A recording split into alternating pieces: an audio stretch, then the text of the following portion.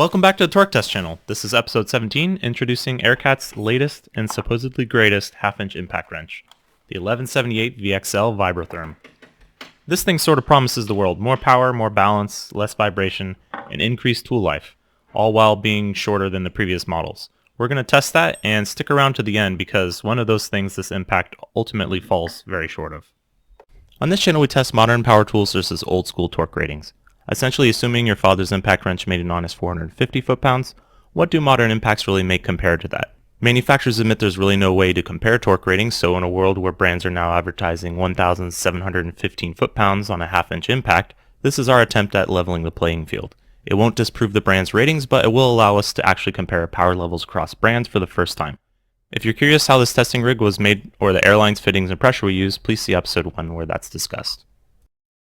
Those eagle-eyed viewers of you out there might have noticed that in our recent edit to the channel explain you just watched, it shows this very impact in several videos before this one as a little bit of an Easter egg. Now most people out there know Aircat. They're well known for some pretty good impact wrenches, so when they come out with a new model, people take notice.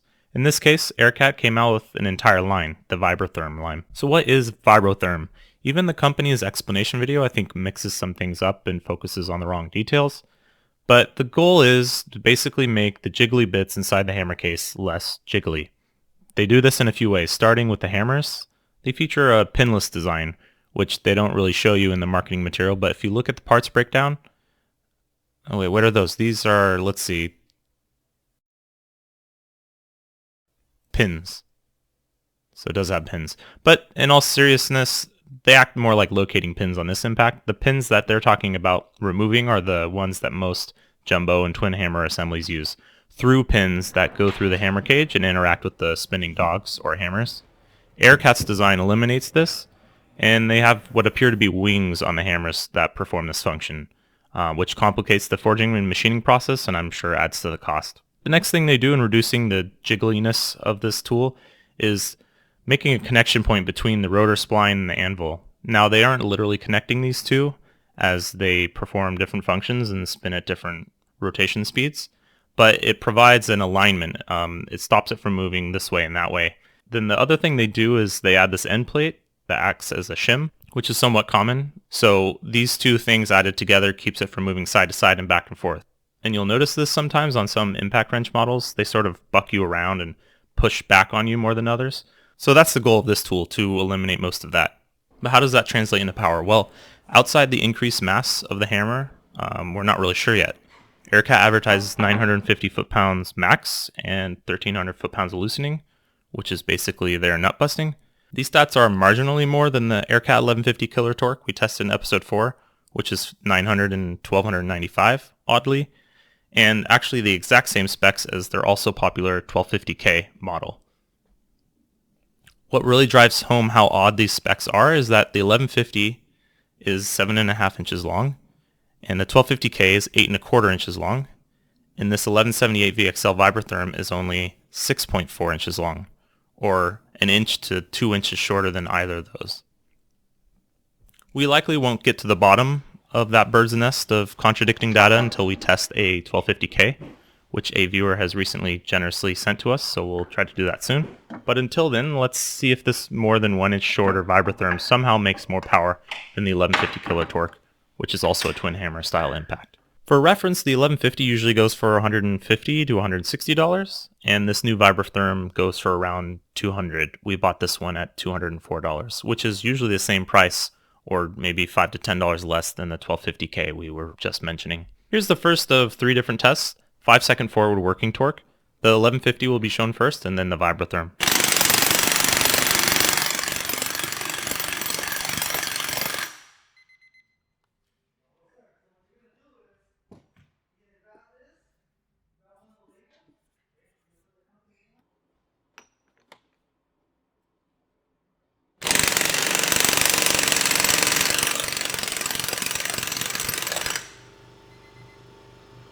So yeah, they weren't kidding. The Vibrotherm does pack more punch than the longer sized 1150. Let's take a look at the second of 3 tests, which is 10-second max torque.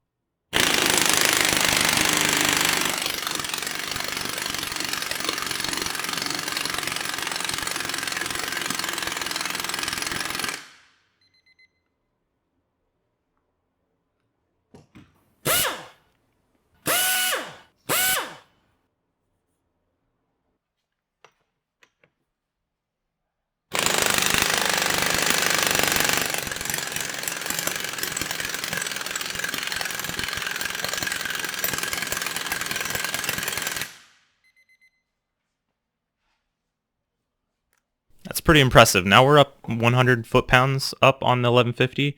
I think we're actually going to start comparing this Vibrotherm to the most powerful air impact we've tested so far, the Mako MT 2779. So let's take a look at that first and see how they compare.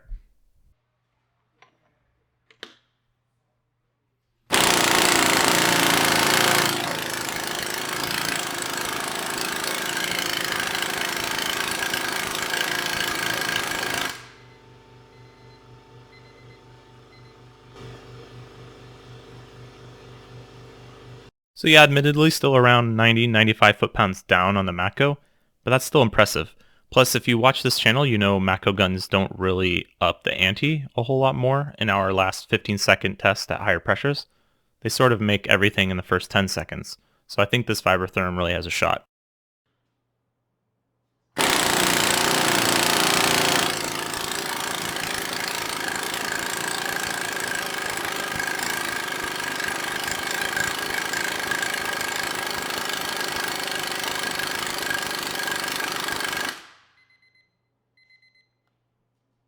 So the Mako and the Vibrotherm end up playing cat and mouse for a bit, up to 11 seconds, where the Vibrotherm takes a lead and ends up making a little bit more, 757 versus the Mako MT 2779's 741 foot-pounds.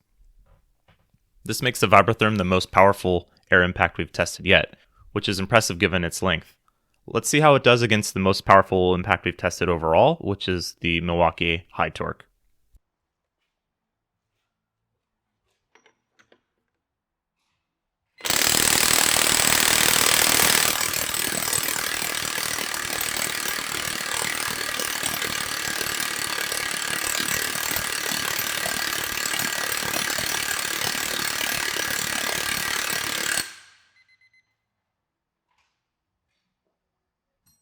It's worth mentioning the Milwaukee made this best case scenario in forward. It made about 15 foot-pounds less in reverse, but still beats out this Vibrotherm. Now you would be forgiven for thinking that's quite impressive for a tool this size, but if you'll remember at the beginning of this video, I mentioned the tool falling short in a big way on one of its advertised features. For all this talk about increasing tool life with their new patented design, they overlooked the trigger on this tool in a forehead-smacking WTF kind of way. Look at the trigger on an 1150, or even a 1250K, simple as it gets, boring and reliable. Even on the 1056 XL we tested, okay, it's getting a bit complicated, but the trigger still has a female groove and it rides on a metal rail. This 1178 VXL, the hammer case has a female groove and the trigger has a tiny male post to ride in it. That trigger, of course, being plastic. If you look at the reviews of this tool online, it's not uncommon for people to bend or break this plastic nub off. So we used our Vibrotherm for almost a month, taking super care to keep it clean for additional filming of this video, but otherwise using it like you would an impact. And our trigger developed a white bend mark at the base of this post, enough so that wiggling it back and forth caused it to unseat, and now it can rotate freely 360 degrees, and even get stuck locking this tool on and spinning sockets off at high speed. So we're going to show how this tool ranks on our leaderboard, but with a huge grain of salt, that potentially it's useless after any real world use. Here we have our ranking system. The torque values get turned into the points, so 498 becomes 50, and so on, 63, 76. And then its overall length is the shortest so far in this category. So with the high torque output, that makes for a high 118.3 points, the highest we've seen so far, which is torque per inch. And then for its torque claims, it advertises 950 and made 757. So that's 80 points, or 80% of its advertised claim. The value's pretty high too, $204, which is middle of the pack, but it makes a lot of torque, so that's 55.7. That gives it a total score of 443 points. So let's see where that puts it. So that's enough to give it the top spot, even over the Milwaukee. We're pretty impressed with the power this thing puts out, but equally disappointed in the trigger design and how easily it is to break. Tune in next week as we cover the rest of the Milwaukee batteries and how it affects power on a mid-torque and other impacts. If you want to see that or other videos like this comparing impacts, subscribe, and thanks for watching.